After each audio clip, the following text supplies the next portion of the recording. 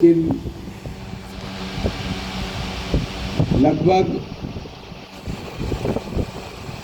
93-94 के आसपास मैं तब भी भारतीय जनता पार्टी का ही कार्यकर्ता था। अभी प्रारंभ हो रहा था तो मुझे अच्छे से ध्यान है, संस्कार भारती के दिल्ली के अध्यक्ष स्वर्गीय गोपाल कृष्ण अरोड़ा जी थे, क्योंकि उनका निवास नवीन चादरा था और हमारे जैसे हजारों कार्यकर्ताओं को उन्होंने ठोक पीट के संवार के समाज क्षेत्र में काम करने के लिए तैयार किया। उस समय संस्कार भारती के तत्वाधान में ही माननीय गोपाल जी ने हिंदू नववर्ष के कार्यक्रम करने प्रारंभ करे थे।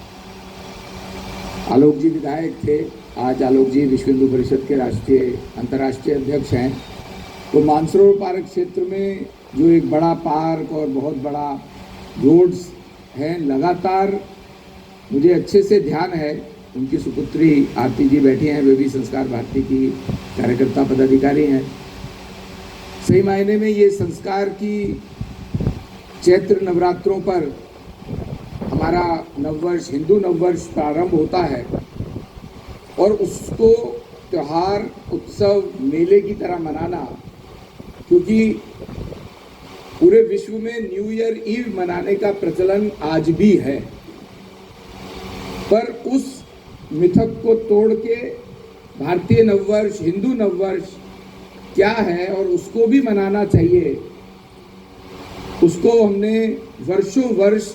माननीय गोपाल जी के मार्गदर्शन में वहाँ पर मनाया। यहाँ तक कि नववर्ष के स्टिकर्स भी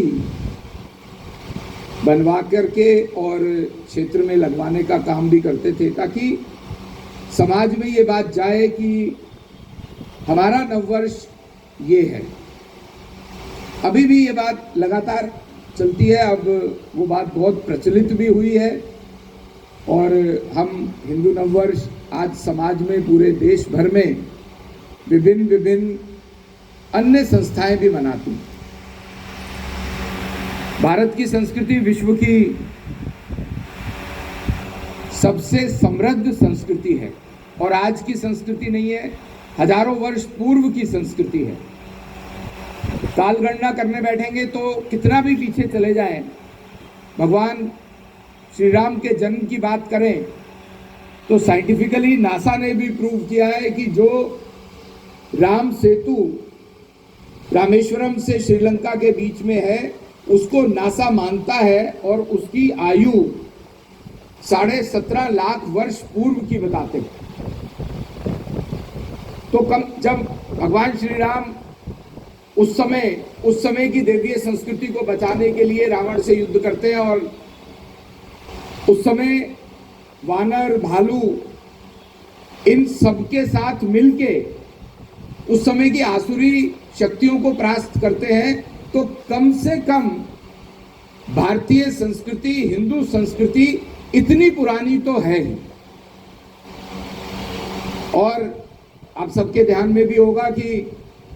आज से हजारों वर्ष पूर्व नालंदा, तक्षशिला जैसे विश्वविद्यालय भारत में थे और पूरे विश्व के स्कॉलर्स, खाली विद्यार्थी नहीं,